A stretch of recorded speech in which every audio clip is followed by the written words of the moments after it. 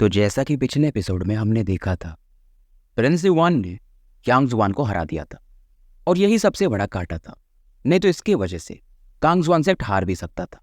अब बाकी जो भी लोग थे, प्रिंस युवान और बाइली वगैरह की मदद से सेक्रेड पैलेस को ये यहाँ से दूर खदेड़ देते। वांग ची और काओ जिनजो ये ज़्यादा कुछ कर नहीं पाते क्योंकि इनके अपोनेंट ली केंगचान और जाओजू थे।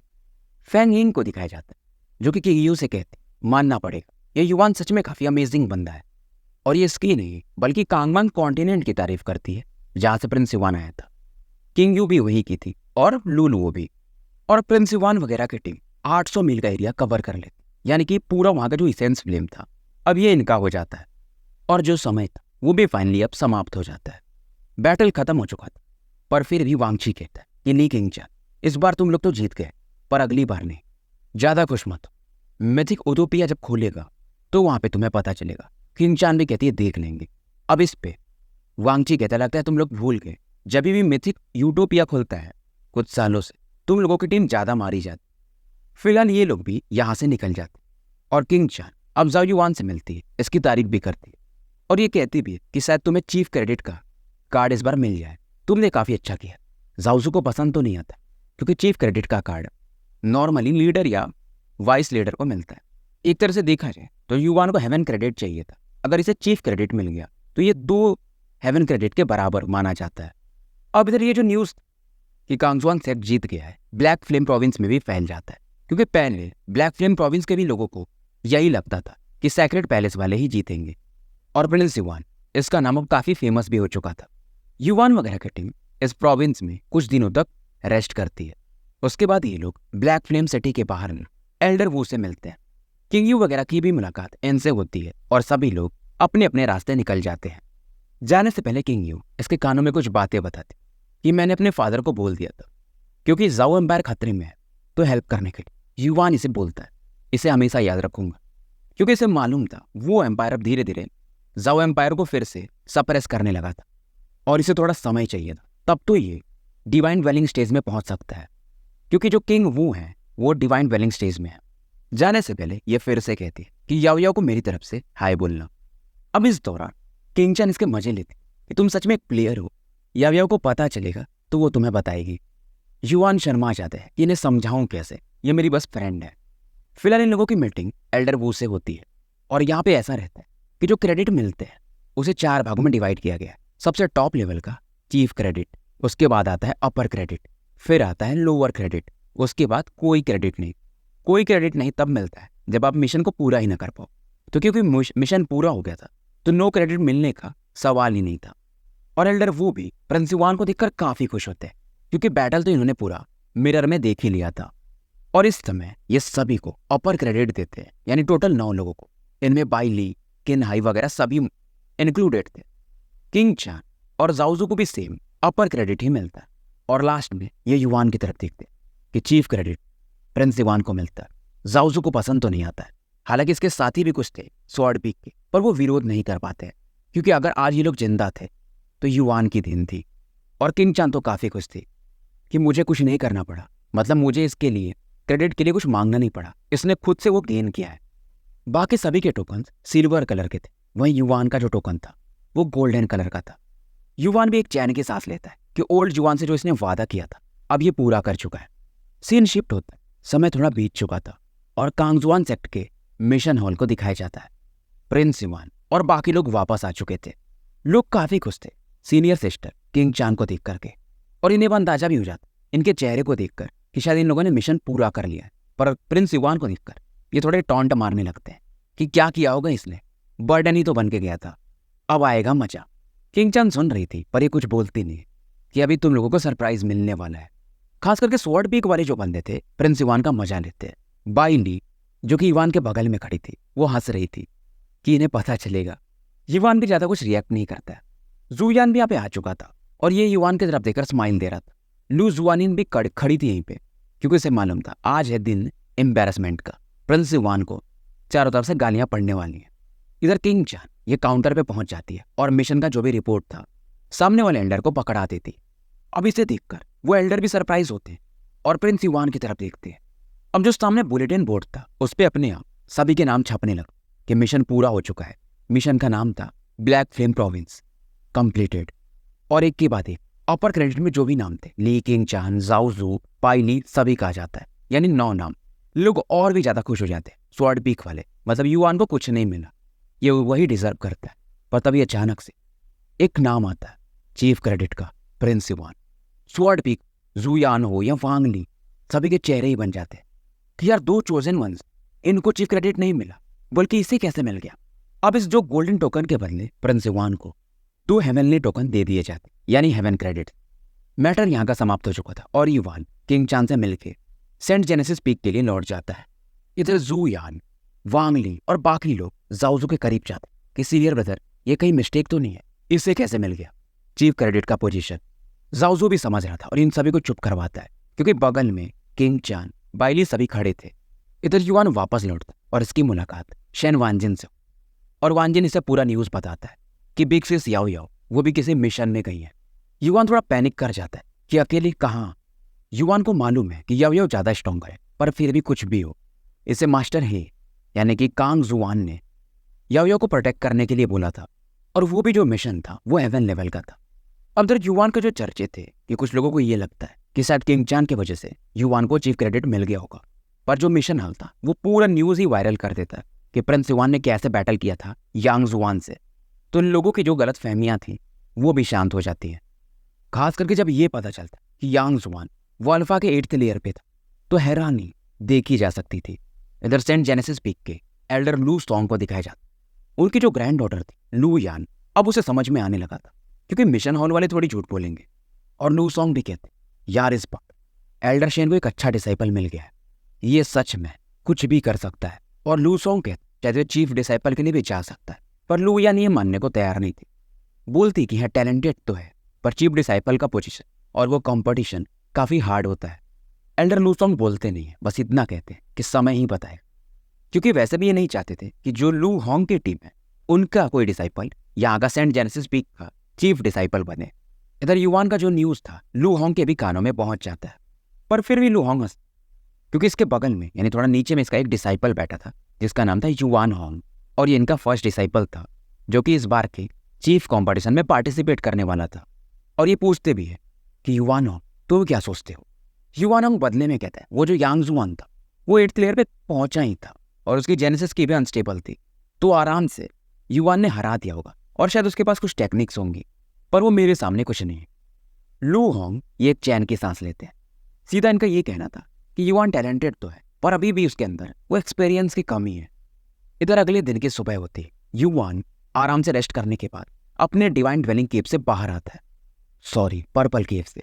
इधर इससे मिलने के सीनियर जाऊ टाई और बाकी लोग भी आए हुए थे। इवन जांग यान जो कि पहले से थोड़ा जेलसी शायद फील करता था, अब वो भी समझने लगा था कि ये बंदा अलग है। और जाओ टाई मजे भी लेते हैं जांग यान, पर जांग यान कहता है वो उस समय मिसअंडरस्टैंडिंग, फिलहाल हम तो एक ही सेक्ट के हैं और एक ही टीचर के अंडर में है, तो ये मैटर नहीं करता है। हालांकि अभी भी ये कुछ बातें बोलते कि जैसे तुमने जिसको हराया है वो 8th स्टार पे जस्ट पहुंचा था और उसकी की अनस्टेबल थी। जाओ टाई तो इतना कह देते हैं कि 2 महीने बाद शायद जो चीफ कॉम्पिटिशन उसमें युवान अच्छा कर सकता है, पर जांग यान कुछ बातों में सहमत नहीं होता था, ये बंदा थोड़ा ज्यादा ही प्रैक्टिकल था। अब ये देख करके जाओ टाई कहते हैं कि प्रिंस युवान से तुम इग्नोर ही मार दो। फाइनली युवान की मुलाकात टीचर शेन से हुई, और ये भी काफी खुश थे। ऐसा लग रहा था कि युवान की वजह से ये जवान होते जा रहे हो, और ये भी इसकी काफी तारीफ करते कि तुम जो भी कर रहे हो ये तुम्हारी मेहनत का कमाल, और हमारे सेंट जेनेसिस पीक धीरे धीरे इसका नाम अब फैल रहा है। और टीचर शेन कहते हैं बदले में तुम्हें जो भी चाहिए मांग सकते हो। युवान कहता है मुझे कुछ नहीं चाहिए, बस आप मुझे सेंट जेनेसिस पीक जो चीफ डिसाइपल का कंपटीशन है उसमें भाग लेने की अनुमति दे दे। अब ये सुनकर के बाकी लोग भी हैरान थे, इवन टीचर शेन कि वो काफी बड़ा कंपटीशन है ये भी एक बार सोचने लगते हैं, और वो कंपटीशन काफी टफ भी होता है। टीचर शेन ये थोड़ी देर सोचते हैं, पर युवान की आंखों में देखते हैं जिसके अंदर एक अलग ही डिटर्मिनेशन था, क्योंकि इनकी तरफ से इस कंपटीशन में 2 लोग तो भाग लेने वाले थे, एक था जाओ टाई, दूसरा था जांग यान। और टीचर शेन ने भी यही सोचा था कि अगले साल जो चीफ डिसाइपल होगा उसमें युवान को पार्टिसिपेट करने दूंगा, तब तक ये ग्रो भी कर जाएगा। पर युवान के बार बार रिक्वेस्ट करने पर ये मान जाते हैं।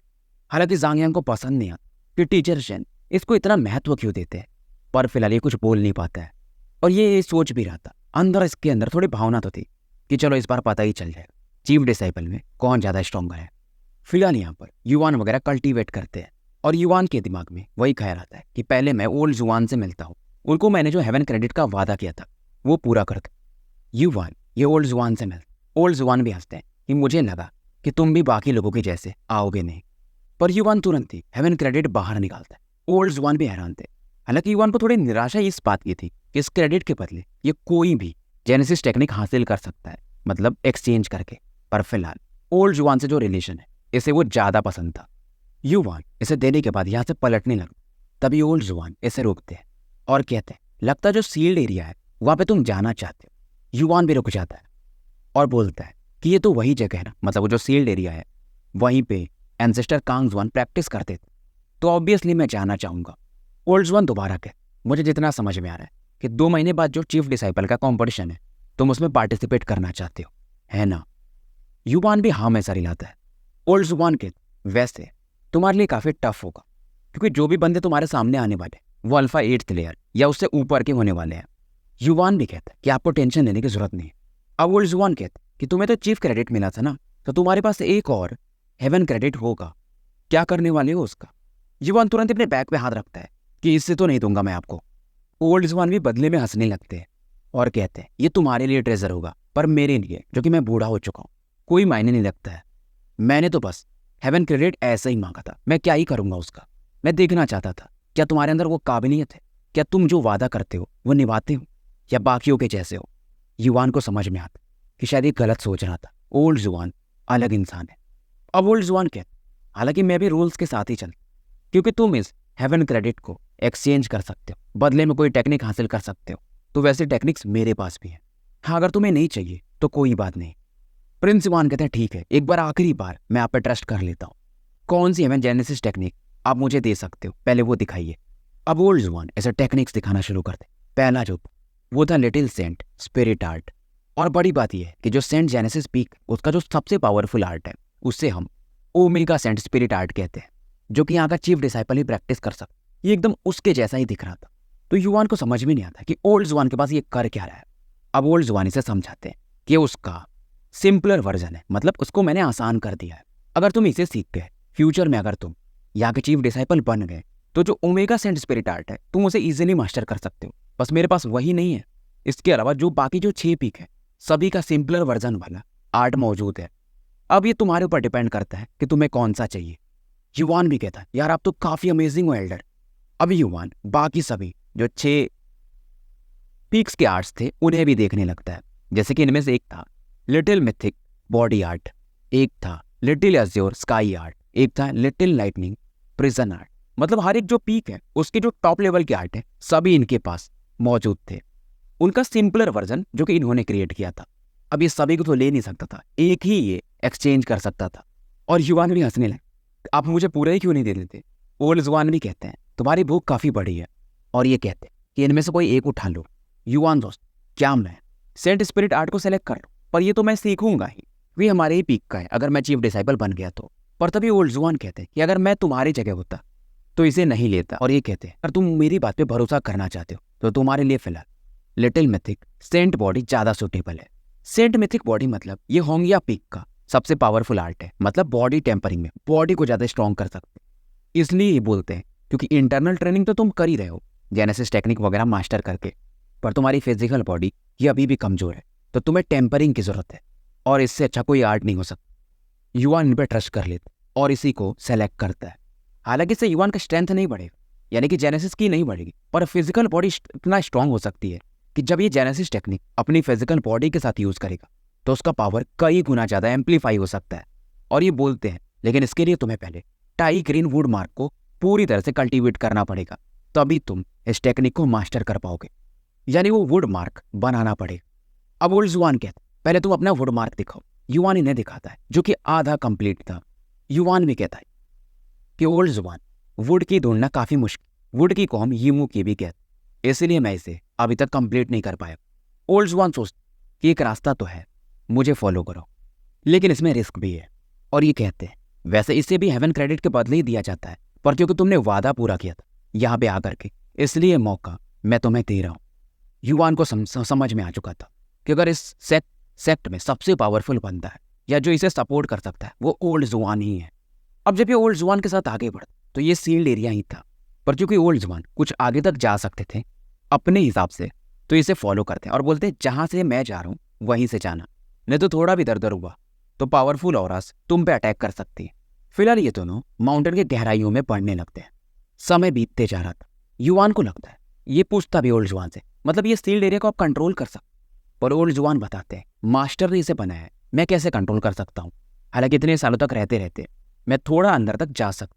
और ये सामने की तरफ इशारा करता जहाँ पर एक पेड़ था जिसे कि चाइनीज स्कॉलर ट्री कहा जाता, और इसके अंदर जो वुड की होती है ये काफी स्ट्रांग होती है। और फिलहाल वो एक गहरी निद्रा में था, तो युवान उसके कुछ छालों को यूज करके उसके पावर को एब्जॉर्ब कर सकता है। अगर वो पेड़ जागा हो तो कोई उसके करीब जा ही नहीं सकता। इवन शायद ओल्ड जुआन भी उसको ज्यादा देर तक होल्ड बैक नहीं कर पाए। और ओल्ड जुआन इसे समझाते क्योंकि तुम काफी वीक हो तो वो तुम्हारे थ्रू जागेगा भी नहीं। हाँ, लेकिन ज्यादा देर तक नहीं रुकना और ज्यादा लालच मत करना, जितना चाहिए उतना और लेकर इधर लौट आना। युवान भी मान जाता है और आगे निकल जाता है। हालांकि रिस्क तो था, पर युवान उसके लिए तैयार था। अब इस पेड़ में से उसका एक आधी छाला निकालना था, पर वो निकालना भी काफी टफ माना जाता है। युवान जब इस ट्री के करीब जाता है तो एक भयंकर लेवल का प्रेशर फील करता है। हालांकि पेड़ वो जागता नहीं है, तो युवान भी एक चैन के सांस ले रहा था। अब इसे इस पेड़ के कुछ छाले या जिसे हम स्केल्स भी कहते हैं उसे निकालना था। अभी जो पेड़ थे इसके कई तने जो रहते हैं स्टेम्स, वो एकदम सांप के समान लहर रहे, और युवान को थोड़ा इनसे बचना था। हालांकि पेड़ सोया था, पर उसके तने ये अभी भी मालूम थोड़े बहुत हरकत तो कर ही रहे, और इनसे बचने के लिए युवान अपने ग्रेट गोल्डन बेल को यूज करता है। साथ में क्योंकि इसे छाले चाहिए तो ये हेवनली सन फ्लेम्स इन पे अटैक करता, और इन तनों की वजह से क्योंकि लगातार ये इसे रोक रहे थे तो युवान का आगे बढ़ना असंभव के जैसा लग रहा था। समय बीतते जाता है। ओल्ड युवान देख रहे थे कि शायद ये कर नहीं पाएगा, और इस चक्कर में कहीं ये पेड़ जाग न जाए अगर ज्यादा लेट हुआ तो। और ओल्ड जुआन से तुरंत ही इन्फॉर्मेशन पास करते कि जल्दी करो। युवान इस समय अपने युवान ब्रश को बाहर निकालता है और लगातार इससे इनसे फाइट करने लगता है। अब इसे गुस्सा भी आ रहा था। ये तुरंत ही सेंट डिकोडर रून को एक्टिवेट कर देता है कि कहां से इसका वीक पॉइंट है। रास्ता वही था, अगर ये जेनेसिस की को ब्लॉक करते पेड़ के तो ये तने इस पर रिएक्ट नहीं करेंगे, यानी वो रुक जाएंगे। और ये सेम उसी पिन पॉइंट पर एक अटैक करता है अपने युवान ब्रश, और एक ही अटैक ये जो पेड़ था इसके तने थे मानो वो डेड हो चुके हो।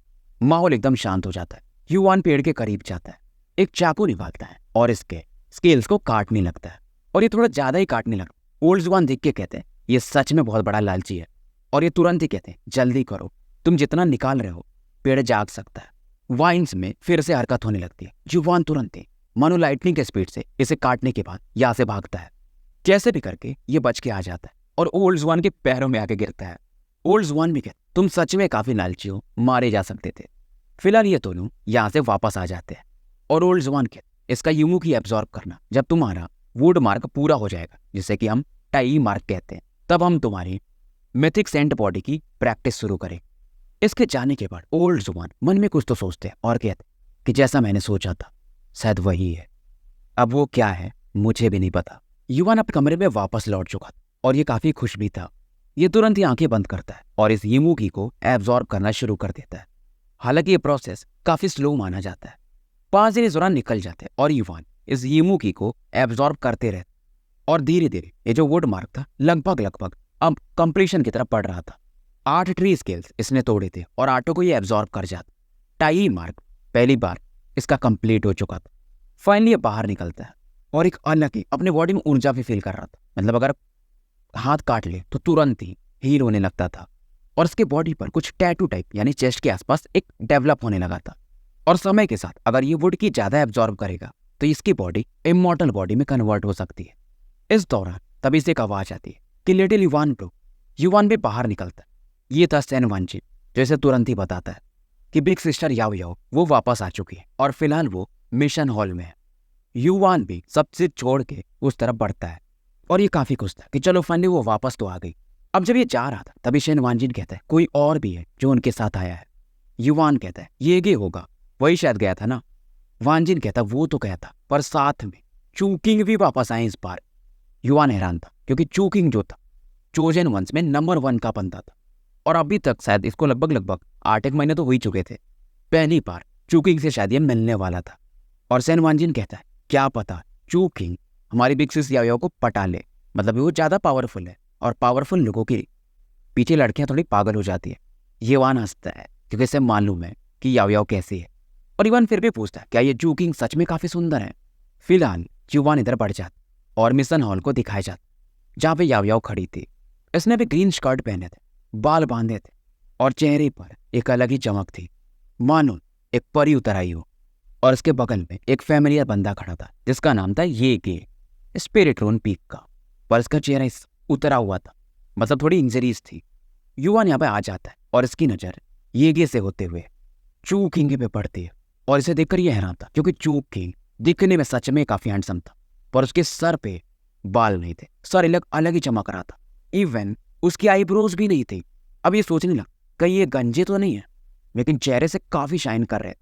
शेन वानजिन भी देखता है और बताता है कि इनके पूरे बॉडी में एक भी बाल नहीं है, क्योंकि शायद ये कोई ऐसी टेक्निक प्रैक्टिस करते हैं जिससे इनके बाल झड़ गए। अब ये इसकी तरफ देख ही रहे थे तभी चू किंग की नज़र युवान पे पड़ती है, पर फिलहाल पूरा माहौल जो था वो याओ याओ की तरफ देख रहा था और चू किंग ये युवान की तरफ ध्यान नहीं दे पाता क्योंकि भीड़ में ये भी खड़ा था। ये बस यानी चू किंग याओ याओ की तरफ देख रहा था और येगे से कहता यार ये बिच है पूरी, मतलब याओ याओ को गाली मार रहा था और येगे को समझाता है तुम इस लड़की के प्यार में पागल हो, इसे कोई जीत ही नहीं सकता, ये हार्टलेस है। इसने क्या किया था तुम्हें याद नहीं है? इसने हम दोनों को बैट बना दिया, लोग हम पे अटैक करने लगे थे। येगे हंसता है पर हम जीत तो गए ना।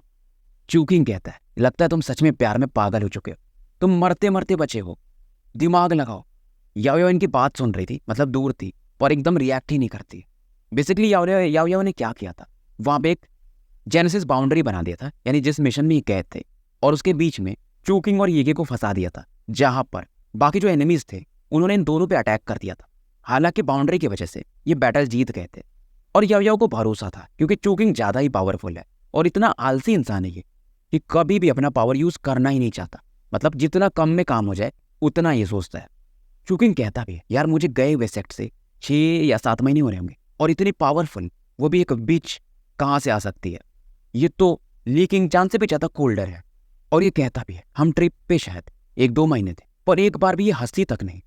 पर इस दौरान जब ये बोल ही रहा था तभी याओ याओ की नजर युवान पे पड़ती है। अभी युवान इसे इशारा करता है और पहली बार इसके चेहरे पर एक जेंटलनेस, एक इजीनेस था और चू किंग हैरान था कि भाई ऐसा कौन है जिसे देखकर ये कोल्ड बिच ये भी स्माइल कर सकती है, यानी चेहरा एकदम नॉर्मल हो सकता है। और इसका कारण था प्रिंस युवान। याओ इन दोनों को इग्नोर मारती है और युवान की तरफ टुनटुन के साथ पढ़ने लगती है। चू किंग अब पहली बार युवान की तरफ देखता और उसके चेहरे पर एक स्माइल था कि भाई तुमने काफी अच्छा काम किया, तुम अगर इस लड़की को जीत सकते तो तुम कुछ भी कर सकते हो। युवान को क्या पता कि चू किंग मन में क्या सोच रहा है, पर चू किंग बाकी लोगों से अलग, इसके अंदर वो घमंड नहीं था जैसा कि कॉन्गशेंग वगैरह कि हम चोजन वंस हैं, हम पावरफुल हैं, वैसा कुछ नहीं था। येगे को भी समझ में नहीं आता। चू किंग बताता है यार इस लड़की को जो सबड्यू कर सकता है यानी जीत सकता, वो कुछ भी कर सकता है। येगे भी चौंक जाता है कि आप तो ऐसी बात मत करो, वो अच्छी लड़की है, उसको आप बीच क्यों बोल रहे हो, वो एविल थोड़ी है। चू किंग कहता है मेरा वैसा मतलब नहीं, ये पहली ऐसी लड़की है जिसने मुझे बैट में यूज किया था और इसकी वजह से मुझे बैटल लड़ना पड़ा, जो कि मैं सबसे ज्यादा नफरत करता हूँ, मुझे लड़ना पसंद ही नहीं है।